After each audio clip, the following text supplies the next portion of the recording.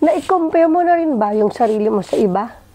Or na-compare mo na rin ba ang buhay mo sa buhay ng ibang tao o ng kakilala mo? Yung tipong pagbukas mo ng social media, nakita mo yung kakilala mo na pa-travel-travel na lang ng ibang bansa, or yung dati mong kaklasmate na nakabili ng bagong bahay or ng bagong sasakyan, or yung kakilala mo na lagi na lang kumakain sa labas sa mga mamahaling restaurant, or yung kapitbahay mo na may masaya at mukhang perpektong pamilya. Guys, this is the best advice that I get. And ito din yung the best advice na ipapasa ko sa inyo. You're comparing your life to their highlighted stories. Kinukumpara mo ang buhay mo sa highlighted stories ng buhay nila. Guys, yung tipong may bagong bahay or bagong sasakyan yung kakilala mo, pero ikaw wala, kaya kinukumpare mo yung sarili mo. Naisip mo ba yung process kung paano siya nakaipon ng pera para makabili ng bagong bahay or bagong sasakyan?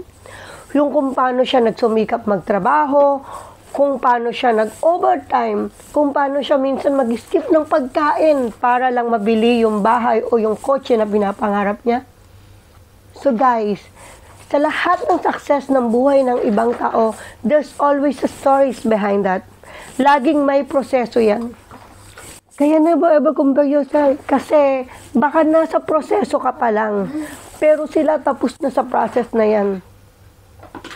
Kasi ikaw tinatrabaho mo pa lang yung pangarap mo, pero sila tapos na nila, natrabaho na nila.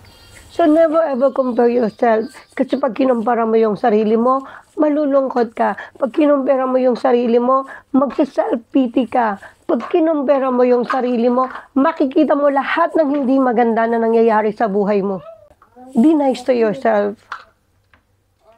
Makakamit mo rin yung mga bagay na gusto mo. Kasi nasa proseso ka pa lang. Darating yung time na ma-achieve mo yung gusto mo, magagawa mo yung mga gusto mo, maipopost mo din yung highlighted story mo sa social media. And might be, may ibang tao din na magluluk sa'yo at magsasabi na, you're a successful person. So guys, be happy for them. If makita mo yung kakilala mo o yung kaibigan mo na nag-success sa isang bagay, na nakuha ang isang bagay, be happy for them. Kasi pinaghirapan, pinagtrabahuhan nila yan.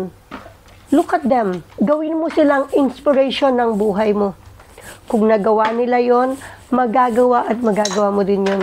Just always ask for a guidance kay God sa mga decision na gagawin mo and do the right thing. Ma-achieve at ma-achieve mo rin ang lahat ng pangarap mo, ang lahat ng gusto mo. Darating ka din sa highlighted story ng buhay mo.